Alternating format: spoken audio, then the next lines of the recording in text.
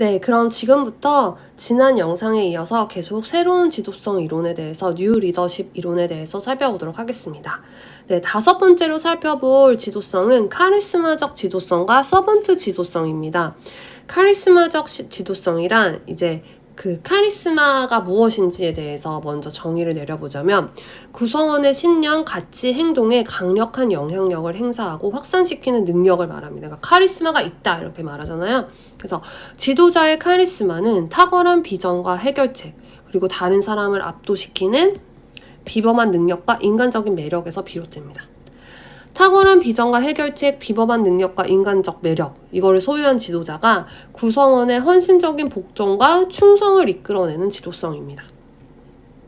그다음 서번트 리더십은 이제 servant라고 하는 게 봉사하는 사람이잖아요. 그래서 타인을 위한 봉사에 초점을 두고 종업원과 고객의 커뮤니티를 우선으로 그들의 욕구를 만족시키기 위해서 헌신을 하는 리더십을 말합니다. 지도자가 헌신을 하는 거죠. 그래서 이것은 인간 존중의 토대를 두고 있어요. 그래서 구성원들의 잠재력을 발휘할 수 있도록 이끌어주고 도와주는 리더십이다. 헌신, 봉사, 도와주는 이거를 키워드로 두시면 되겠죠. 그 다음 이제 중요한 것이 서지오 바니입니다. 서지오 바니는 학교장 지도성 이론이라는 거를 이제 이야기했는데요. 한번 차근차근 살펴보도록 하겠습니다. 서지오 바니는 학교장의 지도성 유형과 학교의 효과성을 연결해서 설명하고자 했습니다. 한번 줄을 그어볼게요. 그래서 보시면 학교장의 지도성 유형과 학교의 효과성을 연결해서 설명하고자 했습니다.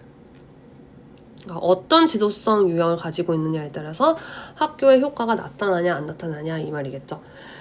지금 표를 보시면 좀 크게 해볼까요? 5개의 지도자 유형을 말했어요. 기술적 지도자, 인간적 지도자, 교육적 지도자, 상징적 지도자, 문화적 지도자. 그죠? 네, 문화적 지도자가 이제 제일 좋다고 본 거예요. 밑에 있는 기술적, 인간적 지도력은 모든 조직에서 나타날 수 있어요. 여기 보시면 이 2가지는 어느 조직에서도 나타날 수 있는 지도력이에요. 그리고 3, 4, 5번 교육적, 상징적, 문화적 이 지도력은 교육 조직에서 독자적으로 나타나는 지도성이라고 봤어요.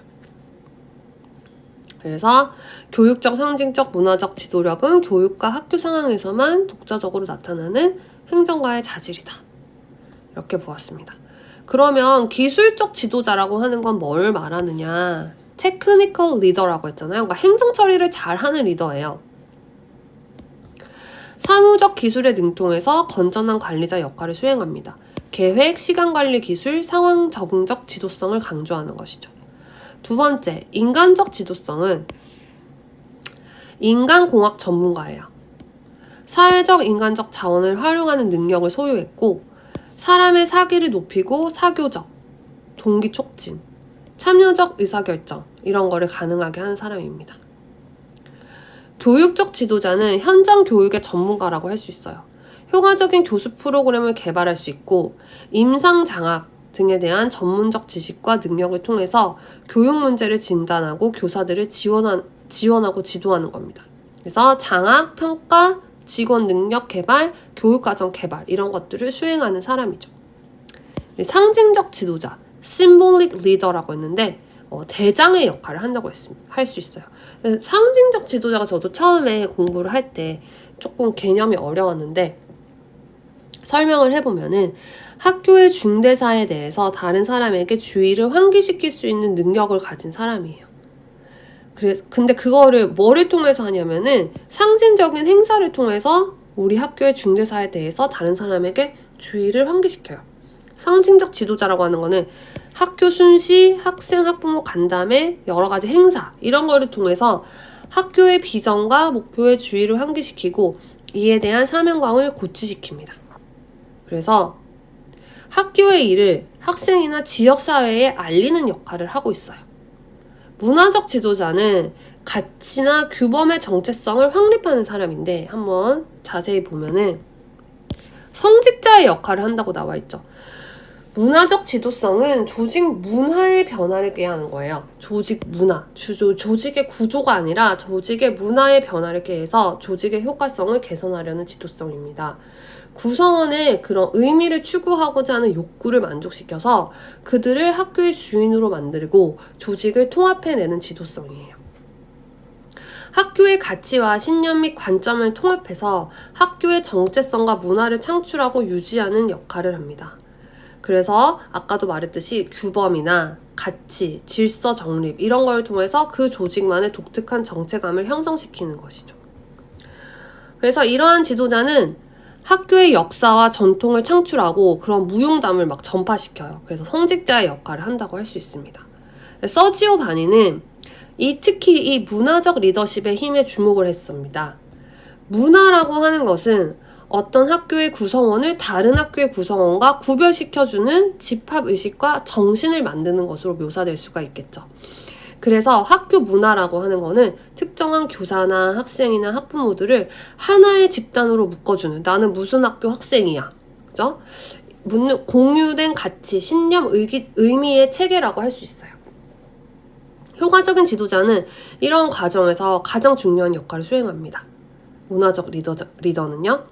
그래서 그는이라고 하는 거, 이 그는 서지오 바니를 말해요. 서지오 바니는 문화적 리더십을 가장 상위에 위치시키고 다양한 리더십의 힘들을 하위에 위치시켜서 리더십의 힘을 아까도 말했듯이 기술적 리더, 인간적 리더, 교육적 리더, 상징적 리더, 문화적 리더 이렇게 위계화를 시켰습니다. 그럼 이제 이 문화적 리더라는 개념에서 서지오 바니는 Moral Leadership Theory라고 해서 뭐 스펠링이 잘못됐네요. 어쨌든 도덕적 리더십 개념으로 이제 확장을 시켜 나가는데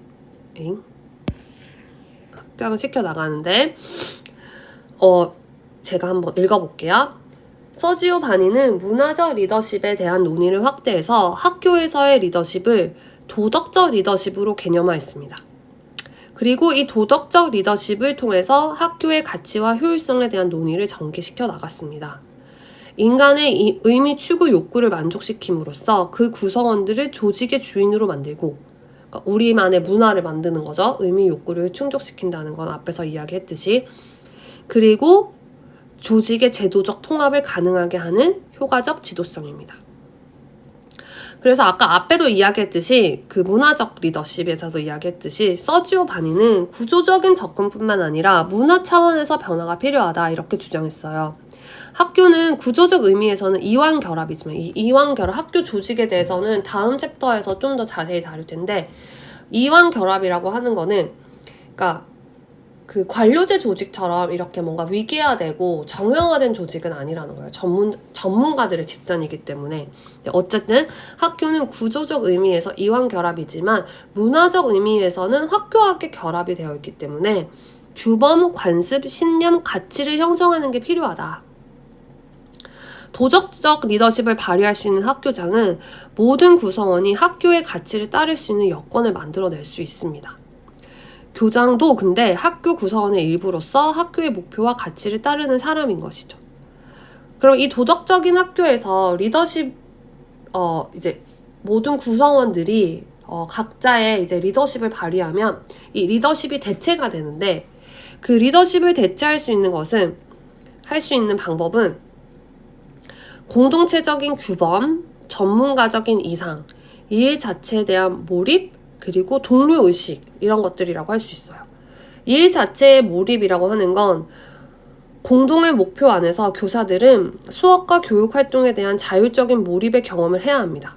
이러한 몰입은 성과급에서 나오지 않고 의미 있는 일에 헌신을 함으로써 생겨나는 즐거움과 자기 향상에 고양된 감정에 기반하는 것입니다.